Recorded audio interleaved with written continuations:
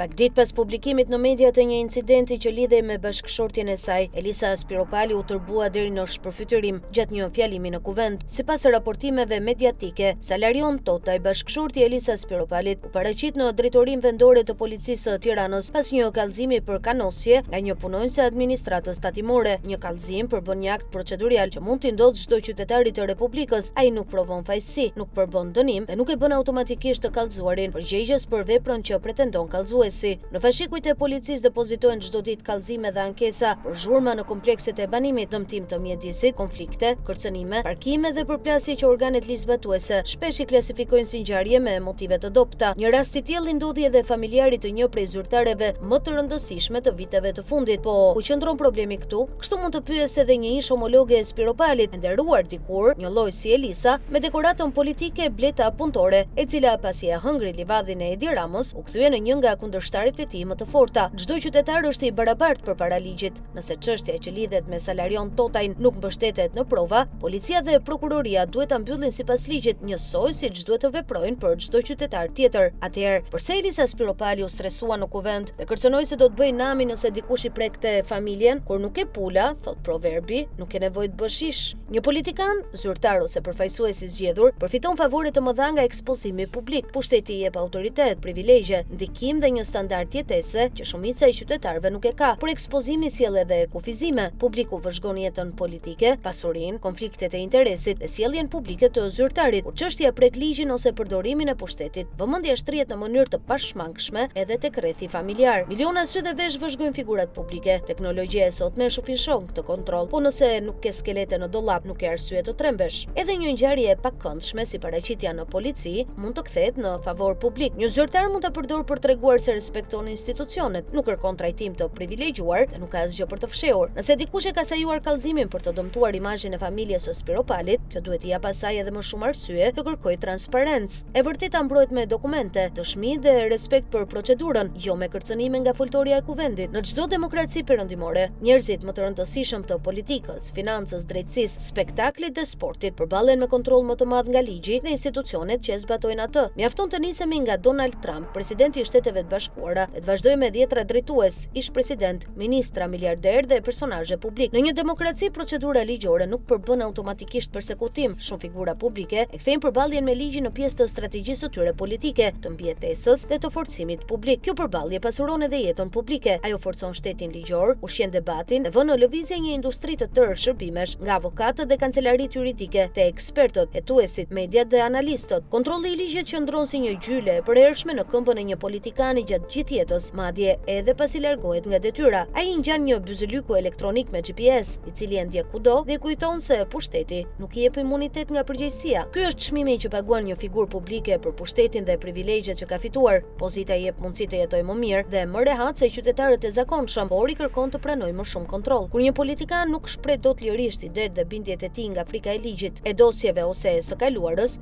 ai nuk është më i lirë. Ai është i kapur. Bëhet peng i skeleteve që mban në dollap, i burgosur i frikës dhe i ndjenjës së fajit. Në atë gjendje, politikani nuk bëhet vetëm i padobishëm, ai mund të bëhet edhe i rrezikshëm, sepse për të mbrojtur mëkatet dhe shkeljet e vjetra, mund të kryejë shkelje edhe më të rënda. Këta aksiome shohin prej vitesh në panoramën e deformuar të demokracisë shqiptare pas rrëzimit të komunizmit. Në këtë gjendje, duket se ndodhet edhe Elisa Spiropali. Pasi Edi Rama e largoi nga posti ministres së jashtme, Spiropali shpalli oponencën ndaj Skënderbeut të saj politik dhe premtoi një marrëveshje të re, që nga ajo kohë vetëm paralajmëron se do të flas. Në artimet e saj të lodhshme, të ndërtuara me një gjuhë të kërcunjë dhe metafora të sforcuara, Spiropali nuk ka shpallur as luftën dhe as objektivin e saj politik. Ajo është kthyer në meme sepse premton vazhdimisht një betejë që nuk fillon kurrë. Nuk kemi përballë një platformë politike, një alternativë ose një akt të vërtet kundërshtimi. Kemi përballë një taktik shantazhi. Ky është refreni primitiv i mënyrës së veprimit të politikanëve shqiptar. Ata marrin shembull nga njerëzit e rrugës, të cilët fillimisht i përdorin e më pas u shërbejnë.